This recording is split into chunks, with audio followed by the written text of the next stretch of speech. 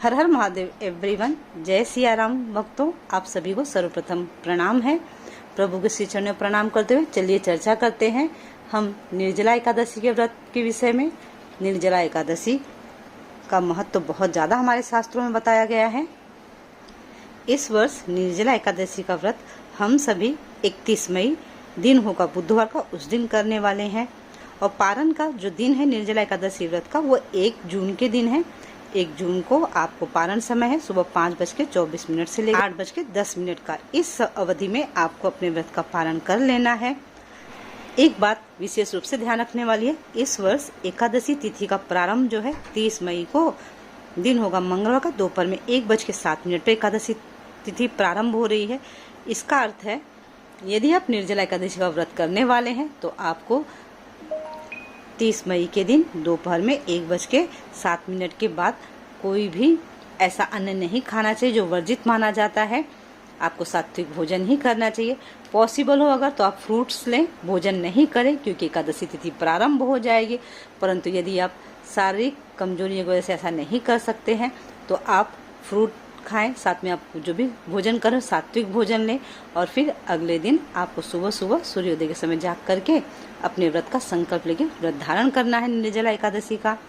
अब हम जानते हैं निर्जला एकादशी के महात्म्य के विषय में। निर्जला एकादशी के दिन आप सभी को चाहिए कि आप जब आप स्नान करने जा रहे हैं तो अपने स्नान के जल में एक रात पहले ही 10वीं तिथि के दिन ही किसी पात्र में आप जल ले लें, उसमें गंगा जल मिला लें, उसमें आंवले का थोड़ा सा फल मिला लें।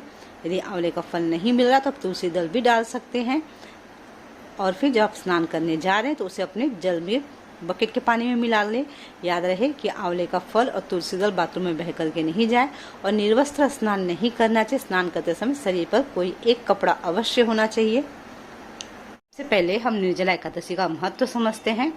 निर्जल यानी कि बिना पानी के जिस व्रत में जल भी ग्रहण नहीं किया जाए उसे निर्जल व्रत कहा जाता है। और निर्जला एकादशी के दिन पानी हम नहीं पीते हैं, ना ही हम कुछ खाते हैं। उस दिन निर्जल व्रत किया जाता है। इसलिए यह व्रत करना कठिन होता है क्योंकि जेठ का महीना है, जेठ में बहुत ज्यादा गर्मी लगती है।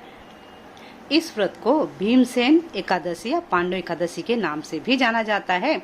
पौराणिक मान्यता है कि जब 5 पांडवों में से भीमसेन ने इस व्रत का पालन किया था तब उन्हें वैकुंठ की प्राप्ति हुई थी, इसलिए इसे भीमसेनी एकादशी भी कहते हैं।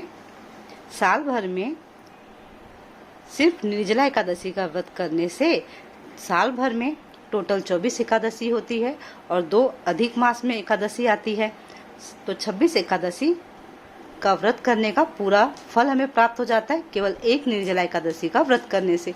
यदि आप में से कोई जो व्रत नहीं करते हैं एकादशी का तो उनके लिए सबसे सुंदर समय होता है ये, जब आप केवल एक एकादशी का व्रत धारण करके ही पूरी 26 एकादशियों का व्रत करने का पुण्य कमा लेते हैं।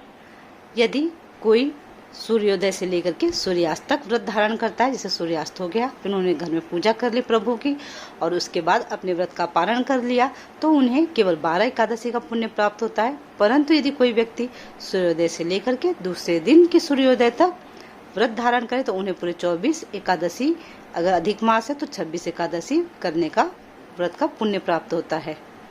निर्जला एकादशी के दिन किन बातों का ध्यान रखना चाहिए इस पर भी चर्चा कर लेते हैं। 10वीं तिथि के दिन रात में भोजन नहीं करना चाहिए। भोजन कर भी रहे हैं तो आपको सात्विक भोजन करना चाहिए, इस बात का ध्यान रखें। और रात में 10वीं तिथि के दिन 12 बजने से पहले ही आपको ब्रश भी, दातुन जिसे हम कहते हैं, कर लेना चाहिए। दूसरे दिन एकादशी के दिन प्रातः समय सूर्योदय के पूर्व जाग करके स्नान कर लें। स्नान के समय उसके बाद में फिर आपको आचमन करना चाहिए। आचमन में आप 3 मास से जल ले सकते हैं एक बार में, ऐसा टोटल आप 7 मास से जल ले सकते हैं आचमन में। फिर उसके बाद आपको पूरे दिन व्रत धारण करने का संकल्प लेकर के व्रत रखना चाहिए। और जितना पॉसिबल हो कम से कम बोलें, क्योंकि यदि हम अत्यधिक बोलते हैं तो हमसे हो सकता है कुछ शब्द अपशब्द निकल जाएं या फिर हम झूठ बोल दें। तो ऐसे में आपको चाहिए कि दिन भर कम बोलें। सोना नहीं चाहिए, ट्राई करें कि सोए नहीं। ब्रह्मचर्य का पालन करना चाहिए और गुस्सा भी और विवाद से दूर रहने का ट्राई करना चाहिए। दिन भर प्रभु नाम संकीर्तन मन में करना चाहिए। ओम नमो भगवते वासुदेवाय या फिर श्री कृष्णम शरणम मम, ऐसे मंत्रों का जप करना चाहिए। यदि पॉसिबल हो तो भजन कीर्तन भी आप कर सकते हैं। रात्रि जागरण बहुत ज़रूरी होता है। रात में यदि आप पॉसिबल हो तो 2 बजे रात तक अवश्य जागने का ट्राई करें। अगले दिन सुबह पारण समय में सुबह सुबह उठ करके स्नान करने, पारण समय में पारण करना चाहिए व्रत का अपने।